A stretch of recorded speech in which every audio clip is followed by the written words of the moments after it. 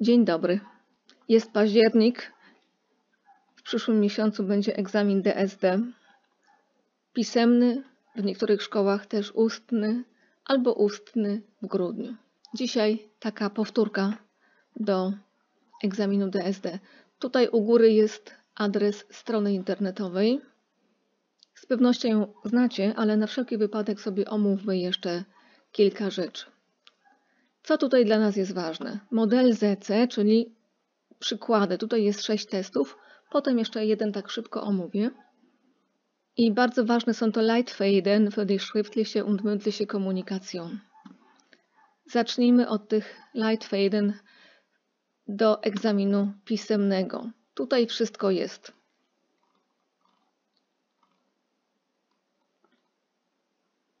Die Aufgabenstellung, to znaczy jak wygląda część pisemna. Najpierw mamy tytuł. Tytuł, który nam mówi o temacie. Mamy napisać tekst, wyjąć najważniejsze informacje z tego tekstu, ocenić grafikę, zanalizować ją i wypowiedzieć się. 120 minut czasu. Przypominam, że tekst napisany przez Was musi mieć strukturę. To jest struktura, tak jak kości w ciele człowieka. Jak nie ma kości, to po prostu bylibyśmy meduzami. Musi być wstęp, potem zdanie łączące. Potem streszczenie tekstu, zdanie łączące. Analiza diagramu, zdanie łączące. Moja wypowiedź, zdanie łączące, podsumowanie. Wprowadzenie. Tutaj mamy przykłady, w jaki sposób można rozpocząć nasze wypracowanie. To może być jakiś cytat, to może być coś aktualnego, czyli że w ostatnich latach następuje wzrost jakiejś tam wartości, lub możemy wyjść z definicji tego słowa. Na egzaminie macie słowniki jednojęzyczne i można tą definicję po prostu też wyszukać w słowniku.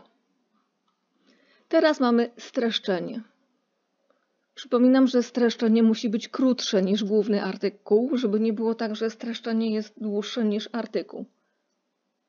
Na pewno nauczyciele Wam mówili mniej więcej, ile to procent powinno być. Tutaj mamy przykładowe wyrażenia. Nie trzeba się tego uczyć na pamięć, wszystkiego, tak? Wystarczy sobie przygotować do każdego z elementów tutaj jakieś wybrane zdanie.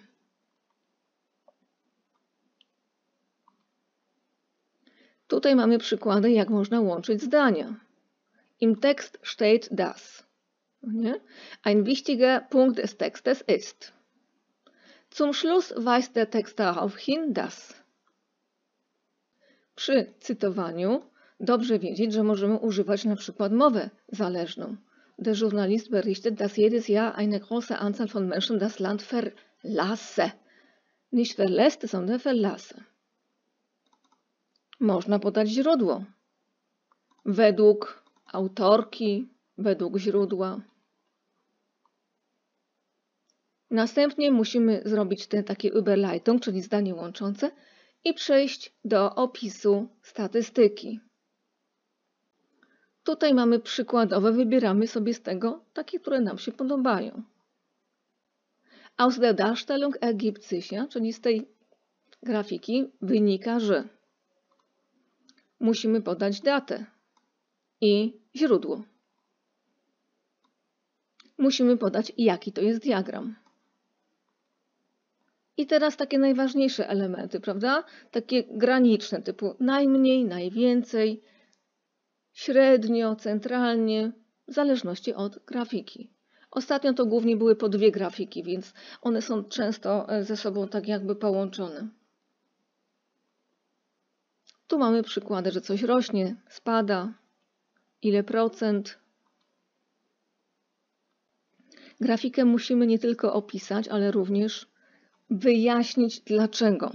Czyli, że jakieś zjawisko, które występuje w tej grafice, trzeba zdiagnozować dlaczego. Że zapewne wynika to z tego, że jeżeli w grafice na przykład będzie rosła ilość samochodów elektrycznych sprzedawanych w ostatnich latach w danym kraju, to teraz trzeba powiedzieć, że ilość rośnie, dlatego że konsumenci są coraz bardziej świadomi zagrożeń, coraz bardziej dbają o środowisko, chcą na przykład wjeżdżać do centrów miast, gdzie często w centrach miast można wjeżdżać elektrykami, a normalne auta mają zakaz, że jest to bardziej praktyczne, wygodne i tak dalej.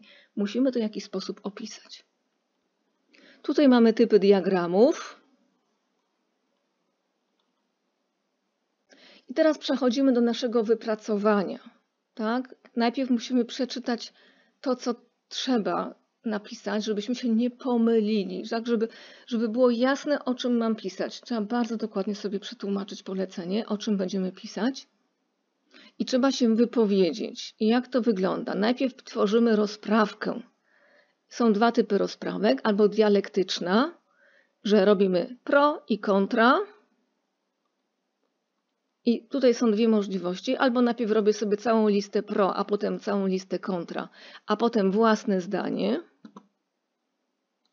Albo jakoś tak to wynika z tego, als konsequenz. Albo po prostu sobie tam coś piszę tak od siebie. Albo robię taką budowę za, przeciw, tak? I potem znowu własne zdanie. Czyli przypominam, to co piszemy w tej takiej jakby części swobodnej, to najpierw musi być rozprawka, a potem musi być od siebie coś napisane. Dobrze. I tutaj mamy teraz przykłady, jak można argumenty pro wprowadzać, jak można wprowadzać argumenty kontra. Wady, zalety, porównanka. I tutaj mamy własne zdanie, tak? Czyli to, co było już tam wcześniej. Albo sobie separat formulire, to moje własne zdanie, albo to moje własne zdanie wynika jako konsekwencja z rozprawki. I tutaj mamy przykłady, jak się wprowadza własne zdanie. Lub może być linearna rozprawka. To znaczy ja mam jakieś konkretne zdanie. Tak? To jest złe. No i cała moja rozprawka po prostu jest na zasadzie, dlaczego to jest złe mniej więcej, tak? Czyli będzie albo pro, albo kontra na przykład.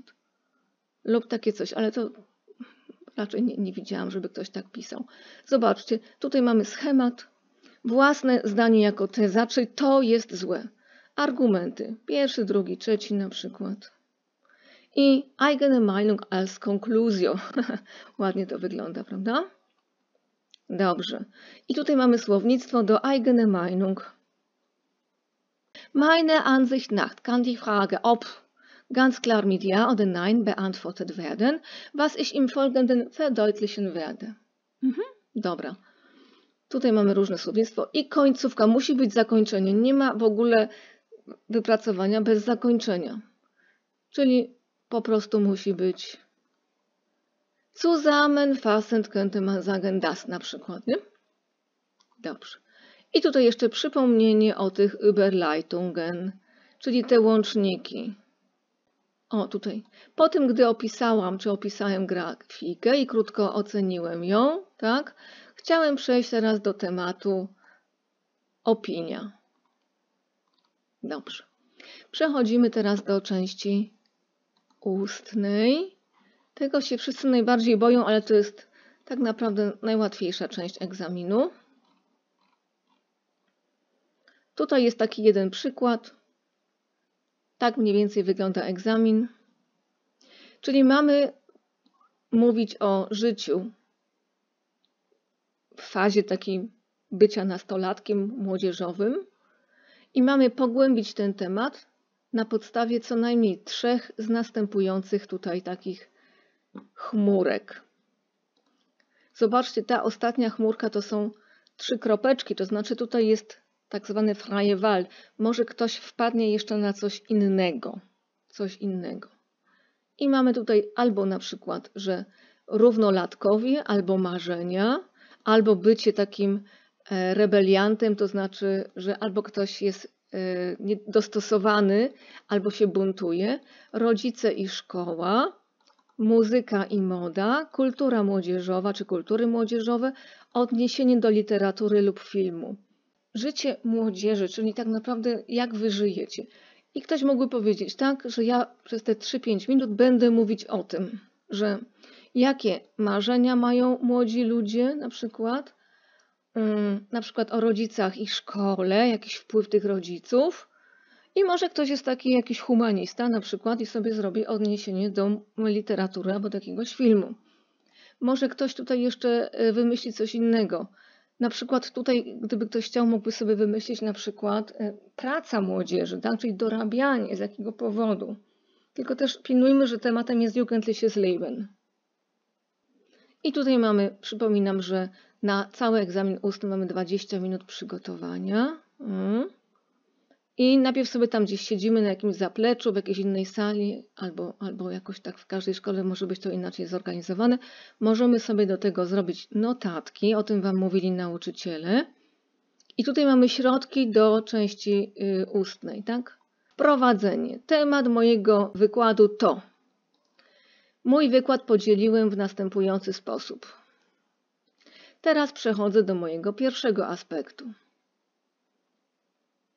Tutaj chciałem ten aspekt bardziej dokładnie omówić. Na przykład za tym mówi nam to, przeciwko temu mówi nam to. To prowadzi do następnego punktu. Jestem zdania. Z tego powodu w mojej ojczyźnie, w moim kraju. Na końcu mogę powiedzieć, że. Czyli uwaga, trzeba powiedzieć, jaki jest temat, jak to będzie podzielone, czyli będę mówić o tym, o tym i o tym, tak? Czyli jeszcze raz, tematem mojego wykładu jest tutaj ten Jugendliches Leben. Będę mówił o tym, na przykład i tym, tak? I potem właśnie tutaj będziemy, teraz przechodzę do mojego pierwszego aspektu, czyli na przykład, co to tam było? Träume, marzenia, nie? I potem przechodzimy do części numer 2, czyli to jest ten Wasz referat, który sobie przygotowywaliście w domu.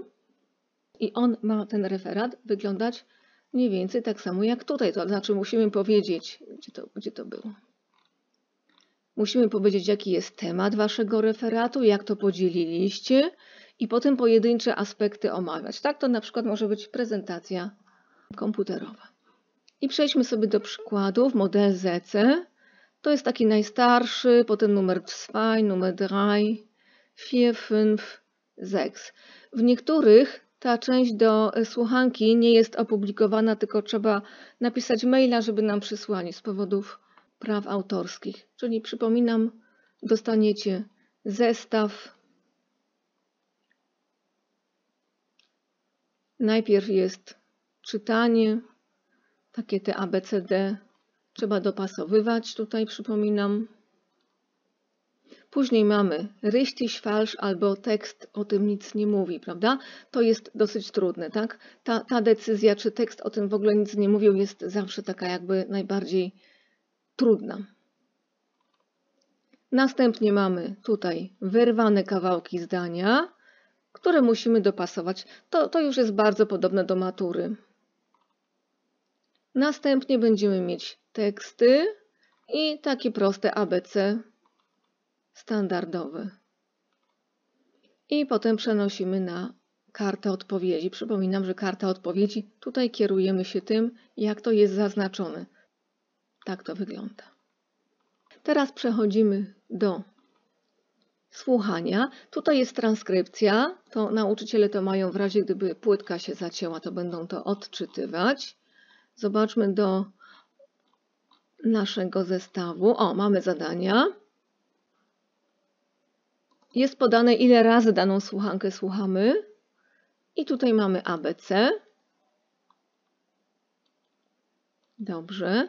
Teraz mamy drugą słuchankę. Będziemy mieć 4 osoby zawsze. I albo na przykład, że ta osoba szuka pomocy przy uczeniu się, ta osoba otrzymuje pomoc, albo ta osoba pomaga. W kolejnym zadaniu słuchamy jeszcze raz ten sam tekst, tylko tutaj są takie bardziej rozbudowane pytania. Do tego samego tekstu, tylko tak jakby inny rodzaj pytań. I tutaj przypominam, znowu mamy osobę pierwszą, więc której z nich wybieramy, osobę drugą, której z nich, osobę trzecią, której z tych i osobę czwartą, której z tych. Tekst trzeci, znowu ABC. To są słuchanki, a tutaj mamy kartę odpowiedzi do słuchania. Przechodzimy do wypracowania już. Zobaczcie, trzeba napisać tekst na temat mehr Videoüberwachung für die Sicherheit, czy więcej kamer jeszcze, czyli pilnowania za pomocą kamer dla bezpieczeństwa, w którym będą najważniejsze informacje z tekstu, czyli streszczenie, opis i ocena grafiki. I teraz uwaga, to jest najważniejsze. To musimy sobie bardzo dokładnie przeczytać. Ob es mehr Videoüberwachung auf öffentlichen Straßen und Plätzen geben sollte. Tutaj mamy tekst, zobaczcie. Dwie grafiki.